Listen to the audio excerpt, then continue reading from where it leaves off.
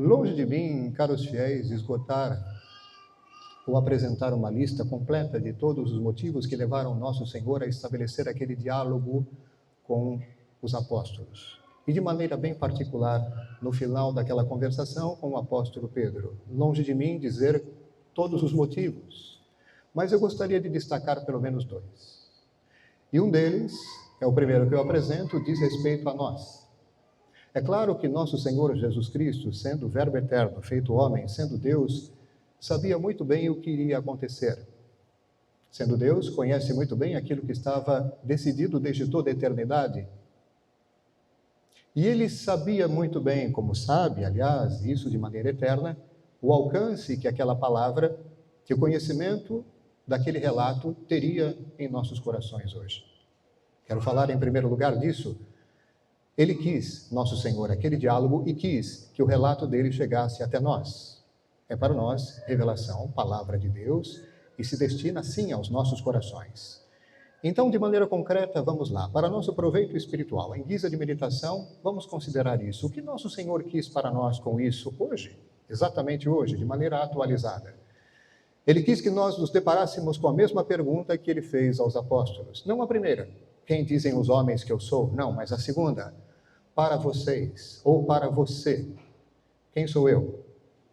É claro que nosso Senhor não faz aqui a pergunta em âmbito subjetivista, não é para que a pessoa diga, eu acho, e simplesmente fique no achismo. É claro que ele faz essa pergunta para suscitar uma resposta certa, objetiva, baseada na verdade. E como é bom responder a esta pergunta? De duas maneiras, e as duas maneiras são importantes. A primeira delas é simplesmente afirmar com a boca, com os lábios, ou pelo menos com o pensamento, a verdade sobre ele, sobre a sua pessoa e a sua missão. E não é nada complicado, podemos resumir, me perdoem, o fato dizendo o seguinte: nosso Senhor Jesus Cristo, ele é o Verbo eterno, segunda pessoa da Santíssima Trindade, que se fez homem verdadeiramente, sem deixar de ser Deus. E na pessoa de Jesus Cristo, permanecem, e isso de maneira definitiva, bem unidas, através de uma união especial, que se chama união hipostática, a divindade e a humanidade. Uma só pessoa, duas naturezas, a divina e humana, bem unidas nele. Bom, parece um pouco técnico, mas vamos em frente.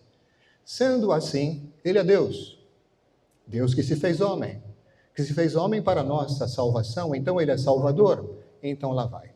A pequena lista, essa sim, primeira, completa. Ele é nosso Deus e Senhor, nosso Rei e Salvador. E pegando carona naquilo que disse o apóstolo São Pedro, Messias. Pronto, se nós dissermos isso, acertamos. Tá? Nós afirmamos a verdade sobre a sua pessoa, pelo menos aquilo que nós sabemos ser o essencial. Mas há algo ainda importante, a resposta não para por aí, porque ela não deve ficar simplesmente numa formulação assim, verbal, labial, ou pelo menos numa ideia, num conceito na nossa cabeça, por mais que este conceito corresponda à verdade, corresponde. Sim, ele é Deus e Senhor. Ele é Salvador e Rei, Rei dos Reis. Ele é o Messias. Não basta termos a ideia, é necessário traduzir isso. Vou falar de uma outra maneira. É necessário responder a pergunta de maneira bem prática, colocando este conhecimento em prática, vivendo em conformidade com esse conhecimento. Então vamos lá, se nós dizemos que ele é Deus e Senhor e é Rei, ora, se dizemos que ele é Deus, e nós sabemos que devemos amar a Deus sobre todas as coisas, com todo o coração, com tudo aquilo que nós somos e temos, toda a força, toda a alma, então, a melhor maneira depois de afirmar com os lábios, de afirmar a fé assim, professando-a, a melhor maneira é de fazê-lo na prática. E como é que eu faço isso? Se ele é Deus, então tratemos de amá-lo sobre todas as coisas, a ele, com o Pai e o Espírito Santo. Sendo ele Rei e Senhor, então tratemos de obedecer a ele como nós devemos obedecer a Deus e a este Rei, que é Rei dos Reis e Senhor. Obedecendo a ele diretamente e a toda a autoridade constituída que exerce tal autoridade dentro dos limites próprios dessa autoridade em nome dele. Se ele é Salvador e determinou meios próprios para nos salvar, Em primeiro lugar, trouxe a plenitude da revelação, ok? E depois instituiu coisas importantes, instituiu a igreja, e dentro da igreja, ministérios e sacramentos. Ora, dizer que para nós ele é Salvador e que nós o acolhemos assim, significa aderir à plenitude da revelação que ele trouxe, e aderir também a todas as suas instituições, igreja, ministérios, sacramentos, isso de maneira prática, recorrendo a isso, com toda a confiança depositada em Deus. Isso com relação a nós. Ora, por que nosso Senhor estabeleceu aquele diálogo com os apóstolos para, inclusive, concluí-lo com São Pedro? Porque ele queria, a partir daquela resposta inspirada do alto, pronunciada por São Pedro, declarar algo importante para ele e também para nós. Ele perguntou: e para vocês quem sou? Pedro, então, dando um passo à frente, já adiantando aquilo que seria o seu papel. O chefe do grupo, em nome de nosso Senhor Jesus Cristo, dando um passo à frente, disse: tu és o Messias, o Filho do Deus vivo.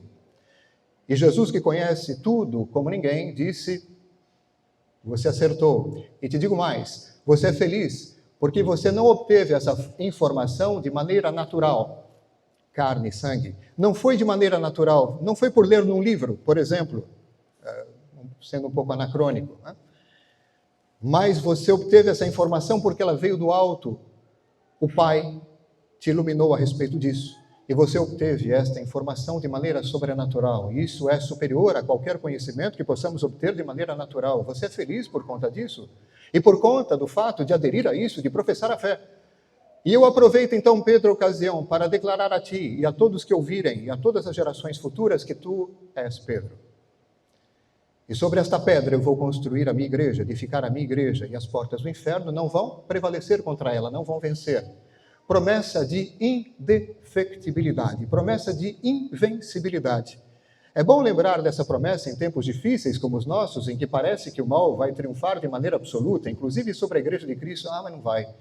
Ela pode ser bastante reduzida e ainda sofrer grandes golpes, grandes traições, inclusive a partir de dentro, mas a promessa do Senhor, ela se cumpre infalivelmente. O inferno não vai prevalecer. A igreja pode conhecer o seu Calvário no mais alto grau, a imitação do seu Senhor, mas ela não vai perder. Isso por conta de nós? Não, por conta da promessa feita por nosso Senhor, que sendo Deus, garante o cumprimento disso de maneira perfeita. As portas do inferno não vão prevalecer. Eu te dou, Pedro, as chaves do reino dos céus.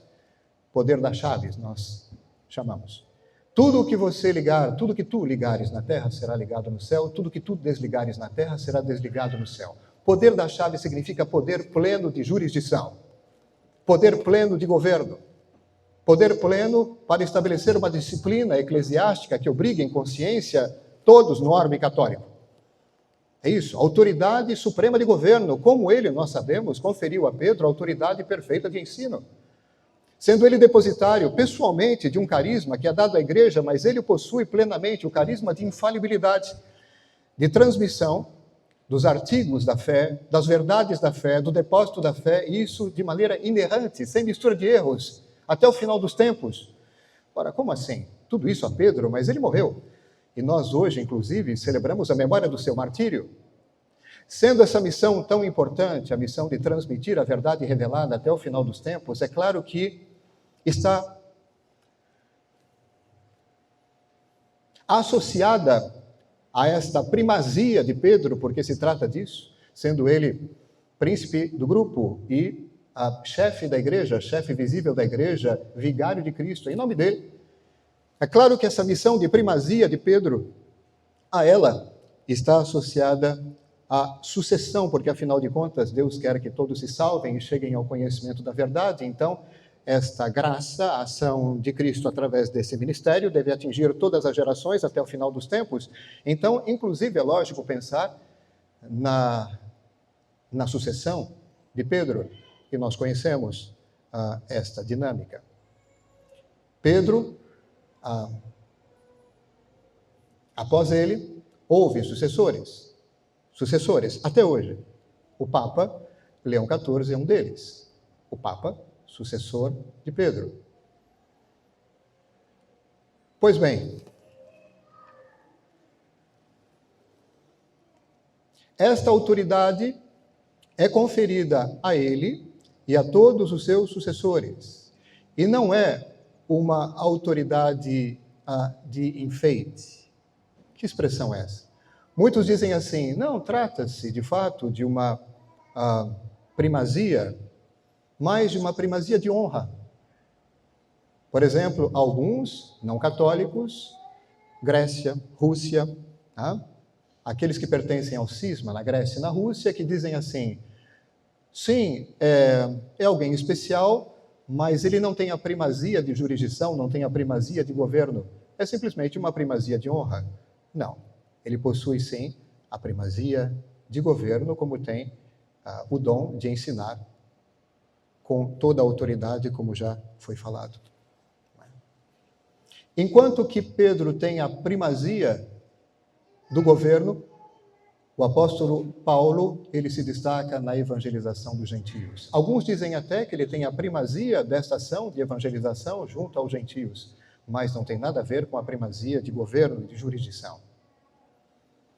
Falando ainda dessa questão de jurisdição, ora, entendemos já que após Pedro, há sucessores, os legítimos bispos de Roma, que recebem a mesma missão ministerial, exercem a mesma autoridade.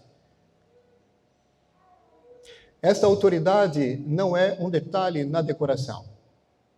Esta autoridade de Pedro e depois dos seus sucessores é exercida sobre todo o orbe católico, sobre todos, inclusive os pastores, sobre bispos. O Papa, ele governa, e ele governa sobre todos, inclusive sobre os bispos.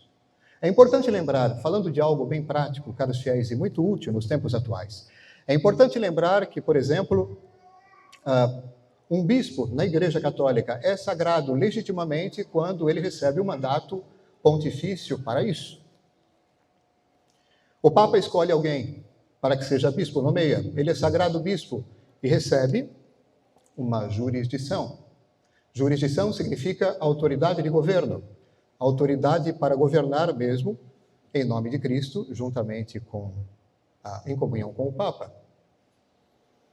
Essa jurisdição, ela é muito importante. Dela, por exemplo, dependem os sacramentos, ou a validade dos sacramentos.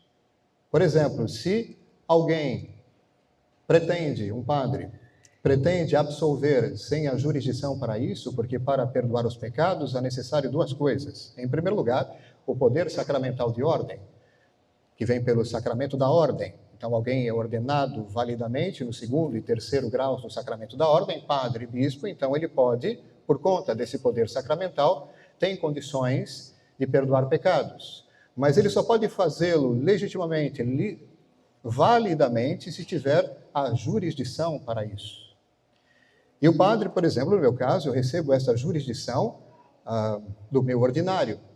Para os religiosos da minha congregação, isso vem do meu superior geral. Para todos os fiéis aqui na Arquidiocese de Natal, como estou aqui, eu recebo essa jurisdição para perdoar pecados da parte de Dom João, que é o ordinário local, o arcebispo que recebeu esta jurisdição do Papa ele mesmo, tendo sido nomeado arcebispo aqui, e ele então confere esta autoridade de perdoar pecados, a jurisdição para perdoar pecados a todos aqueles que estão aqui no território, encardinados ou morando no território da Arquidiocese de Natal. É claro que isso vale também para os casamentos. É muito importante que o padre, para assistir a um casamento, para que o casamento seja válido, ele precisa dessa jurisdição. Já aconteceu, por exemplo, num determinado contexto em que um grupo, não possuindo essa jurisdição, um Papa deu a todo esse grupo, não só num ano específico, mas depois, de maneira contínua, a jurisdição para perdoar os pecados. Isso é muito interessante. E disse com relação a esse grupo específico, olha, vocês podem ter a jurisdição para assistir aos casamentos, recorrendo ao bispo diocesano, que tem a jurisdição regular. Lembrando o quanto tudo isso é muito importante, não estamos falando aqui de coisas simplesmente abstratas, estamos falando de coisas bem concretas, da autoridade de Deus que é exercida na igreja dessa forma. E do quanto é importante acolher tal autoridade, o exercício de tal autoridade, lembrando que tudo deve acontecer dentro dos limites estritos do exercício dessa autoridade. Um pastor não pode fazer qualquer coisa. Lembremos, por exemplo, do ministério petrino, do ministério do Papa. Ele não está absolutamente subordinado ao direito eclesiástico. É ele que influi sobre o direito eclesiástico. Ele está subordinado ao direito divino. Inclusive, não pode fazer qualquer coisa em nome deste ministério que recebeu. Ele não pode alterar, por exemplo, um dogma. Embora tenha o poder de definir um dogma, ele não pode alterá-lo. Ele não pode alterar aquilo que não pode ser alterado. Não é? Algumas considerações, caros fiéis, com relação a esta autoridade. A autoridade de governo, a autoridade de ensino do Santo Padre, sendo ele sucessor de Pedro. Lembrando essa missão tão especial que nosso Senhor conferiu a ele, o primeiro, a esse ministério que é transmitido aos seus sucessores. Uma coisa importante, nosso Senhor, ele diz assim: tu és Pedro. Alguns poderiam objetar dizendo, mas espera um pouquinho. Nosso Senhor Jesus Cristo não é apresentado como pedra angular da igreja? Ele é a pedra angular da igreja. E que história é essa de dizer que Pedro é pedra? Bom, em primeiro lugar, é nosso Senhor quem diz. E sendo ele a pedra angular sobre a qual o edifício da igreja é construído, tendo ele essa prerrogativa por ele mesmo, ele pode conferir, ele tem o poder para isso, pode conferir a quem ele bem entender, e já sabemos de quem se trata, ele pode conferir a quem bem entender a participação nessa sua prerrogativa de participação nessa condição fundamental. Jesus Cristo é a base absoluta, sobre ele repousa Pedro e sobre, enfim, esta base sólida de Cristo e Pedro, pedra, repousa o edifício da igreja. Isso nos faz lembrar, por exemplo, uma parábola muito interessante, aliás, qual parábola não seria, na verdade, de Nosso Senhor? Nessa parábola em questão, que eu cito aqui, ele diz: aquele que acolhe a minha doutrina, que acolhe as minhas palavras, não de qualquer maneira, mas querendo viver daquilo, é como um homem prudente que construiu a sua casa sobre a rocha. Vieram as chuvas, as tempestades deram contra a casa, mas a casa não caiu porque estava firme sobre a rocha. E nós sabemos, por exemplo, por tantas passagens das Escrituras, que a rocha é o próprio Deus. Ora, nosso Senhor Jesus Cristo, sendo Deus, porque Filho de Deus, sim, ele é rocha. E rocha, pedra angular para a igreja. E permite que Pedro participe dessa condição de solidez. Tanto é solidez com relação à fé, solidez com relação ao pastoreio, com relação ao governo. Nosso Senhor, ele disse a Pedro: Pedro, eu rezei por ti, para que a tua fé não desfaleça. Agora vai e confirma os teus irmãos da fé. Eis a missão de Pedro. Ora, imitemos nosso Senhor nesse ponto também. Nosso Senhor rezou para que a fé de Pedro não desfalecesse? Façamos o mesmo. Rezemos para que o Papa, para que o Pontífice, reinante atual, Leão XIV, possa cumprir a contento a sua missão. Nós somos fortemente convidados a rezar filialmente pelo chefe visível da igreja, que exerce esse poder em nome de Cristo. Façamos isso, contribuamos para o bom exercício desse ministério através da nossa oração, para que ele continue sendo a base sólida da igreja através do exercício do seu ministério, dentro dos limites do exercício desse ministério.